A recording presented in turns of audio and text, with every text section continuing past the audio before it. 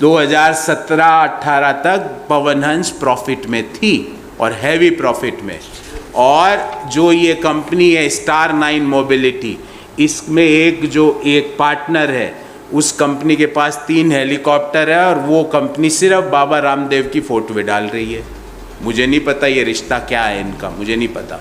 पवन हंस जो कि देश की मतलब 30-35 साल पुरानी, 40 साल पुरानी हेलीकॉप्टर कंपनी है, उसको 6 महीने पुरानी कंपनी को भारत सरकार ने अपनी 51% हिस्सेदारी 211 करोड़ में बेचने का निर्णय कर लिया।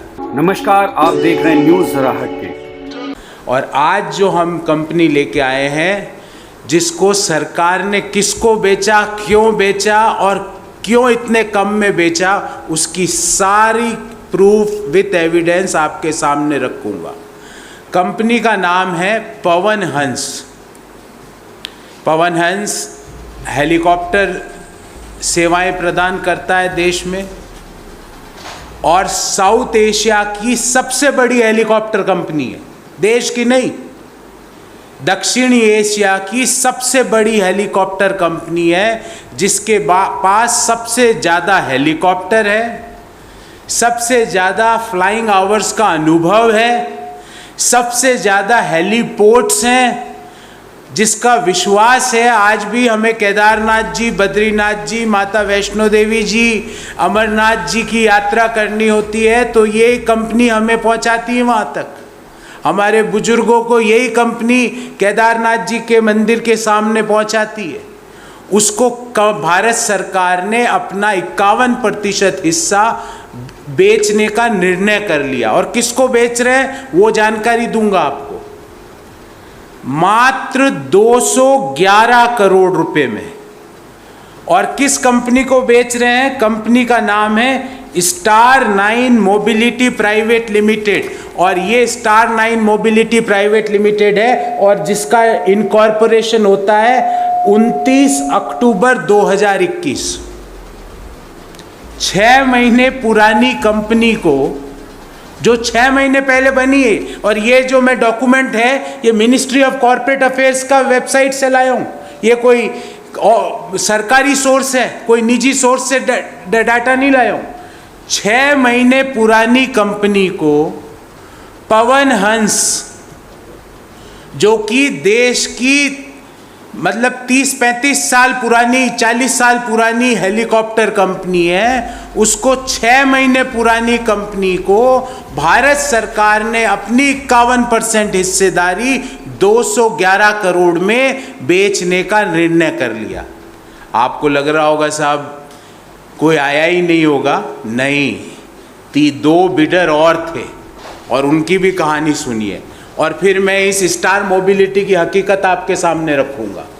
उनकी कहानी ये सुनिए कि एक बिडर था, उसने बिड किया 181 करोड़, 181 करोड़। दूसरा बिडर था जिसने बिड किया 153.15 करोड़ और रिजर्व प्राइस थी 199.92 करोड़। 3 बिडर, 2 बिडर करते हैं रिजर्व प्राइस से कम, एक बिडर करता है, सिर्फ एक बिडर करता है रिजर्व प्राइस से ज्यादा, और वो कंपनी भारत सरकार उस बिडर के हवाले कर देती है। 199.92, लगभग 200 करोड़ रिजर्व प्राइस से मात्र 11 करोड़।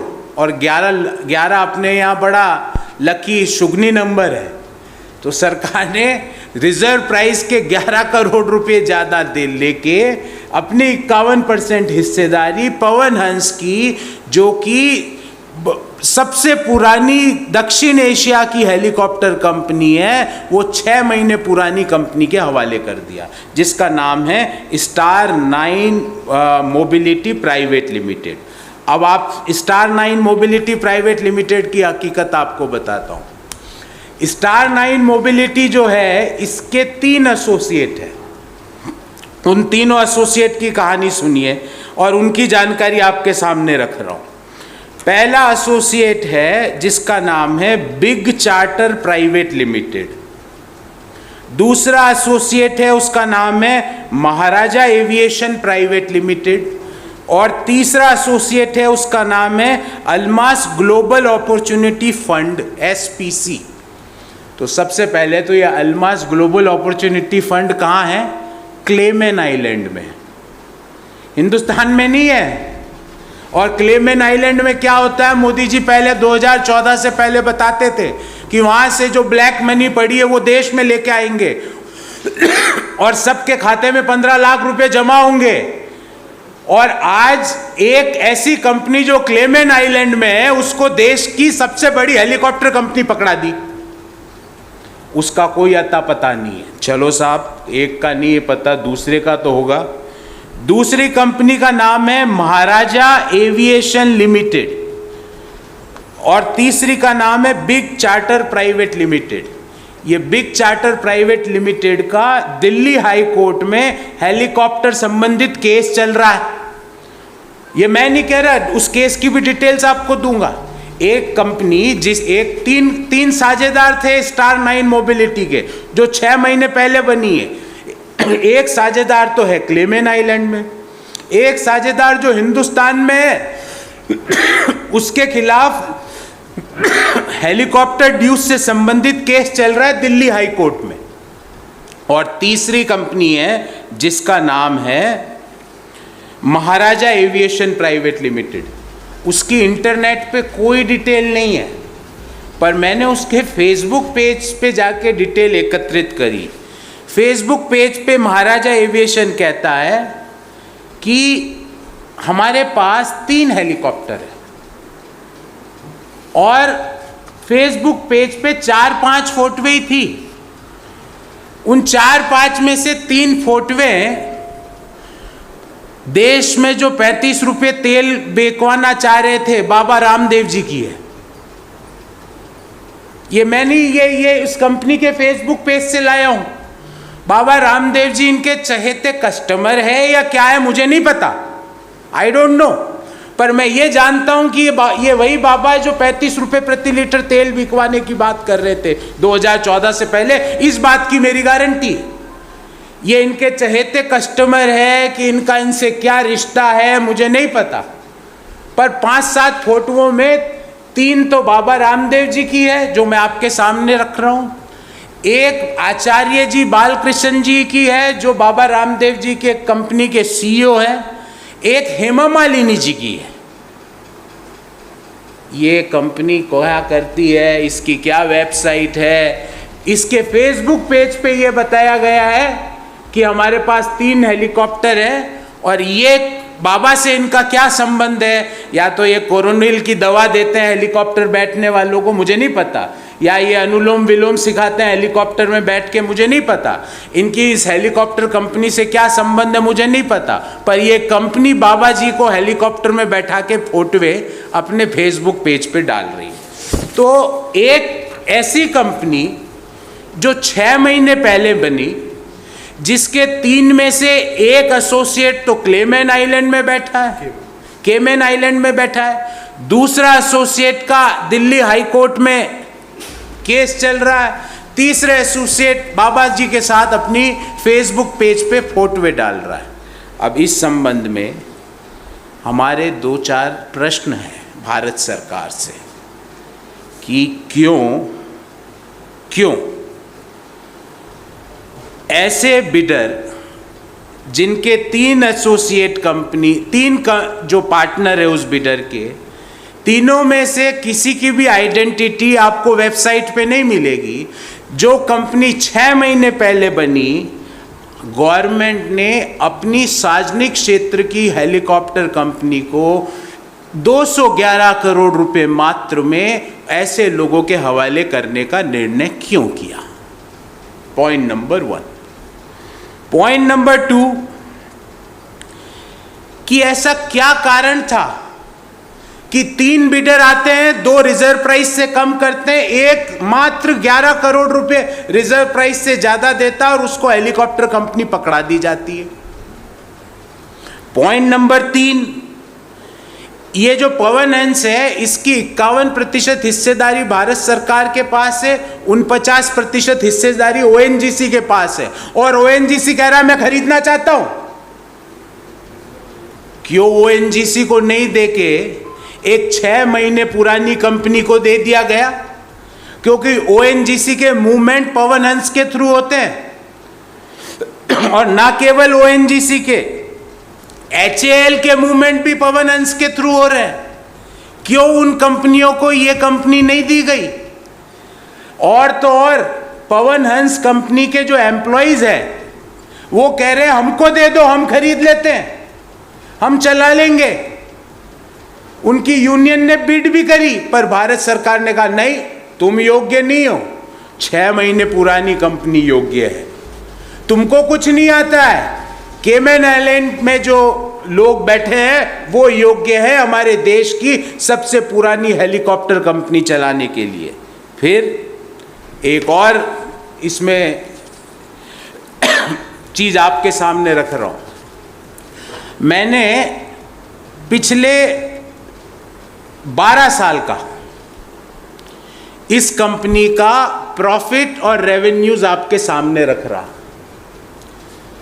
2017-18 तक ये कंपनी निरंतर प्रॉफिट कर रही थी। 18-19 में ऐसा क्या हुआ कि ये जो प्रॉफिट मेकिंग, और प्रॉफिट भी छोटा मोटा नहीं, 350-400 करोड़ रुपया प्रॉफिट था। 16-17 में 376 करोड़, 17-18 में वो घट के हो गया 12 करोड़, और 18-19 से ये लॉस में आ गई। क्या हुआ इस दौरान, क्या हुआ वो भी बताता हूं। ये लॉस में क्यों आई वो भी बताता हूं। इस कंपनी को जानबूझ के लॉस में डाला गया, क्योंकि इस कंपनी को कहा गया कि रोहिणी में एक हेलीपोर्ट बना है। इस कंपनी को कहा गया कि वहाँ पे अपना पैसा लगाओ हेलीपोर्ट में। वो हेलीपोर्ट की आज क्या स्थिति है आपको और मुझे दोनों को पता है, वो बंद पड़ा है। तो इस कंपनी को, प्रॉफिट मेकिंग कंपनी को पहले डालो लॉस में। लॉस में डाल के औने पौने दाम में, बिना ड्यू डिलिजेंस के, बिना प्रॉपर प्रोसेस के, पता नहीं किन को किसी के हवाले कर दो। क्या इसको डिसइन्वेस्टमेंट कहा जाता है? ये डिसइन्वेस्टमेंट नहीं है, इसको फ्रॉड कहा जाता है। ये हिंदुस्तान के लोगों के पसीने की कमाई को औने पौने दामों में अपने दोस्तों के हवाले करने की प्रक्रिया कहा जाता है। इसको मैं ये कहूँगा कि this is the magic 101 tutorial to lower valuation before disinvestment. पहले प्रॉफिट मेकिंग कंपनी को चिन्हित कर लो, फिर उस कंपनी के प्रॉफिट को लॉस में डालो, फिर लॉस में डाल के उसके वैल्यूएशन को कम करो, फिर उस कम वैल्यूएशन में को औने पौने दाम में 4-6 महीने पुरानी कंपनी का, जिसका कोई अनुभव नहीं है हेलीकॉप्टर में, उसके हवाले कर दो। क्या ये डिसइन्वेस्टमेंट प्रक्रिया है? ये जितनी भी बातें मैंने आपके सामने कही, इस कंपनी का इनकॉर्पोरेशन सर्टिफिकेट, पवन हंस का पिछले 12 साल का रेवेन्यूज और नेट प्रॉफिट, 2017-18 तक पवन हंस प्रॉफिट में थी और हैवी प्रॉफिट में। और जो ये कंपनी है स्टार 9 मोबिलिटी, इसमें एक पार्टनर है, उस कंपनी के पास 3 हेलीकॉप्टर है, और वो कंपनी सिर्फ बाबा रामदेव की फोटो डाल रही है। मुझे नहीं पता ये रिश्ता क्या है इनका, मुझे नहीं पता। तो हमारी मांग है कि भारत सरकार जो ये डिसइन्वेस्टमेंट नहीं, फ्रॉड का जो गेम खेल रही है, उनका एक ही कॉन्सेप्ट है, shoddy financial management coupled with injudicious disinvestment. ये भारत सरकार का एक मोटो हो गया है कि एक गलत वित्तीय प्रबंधन करो और औने पौने दामों में सरकारी कंपनियां अपने दोस्तों के हवाले करो।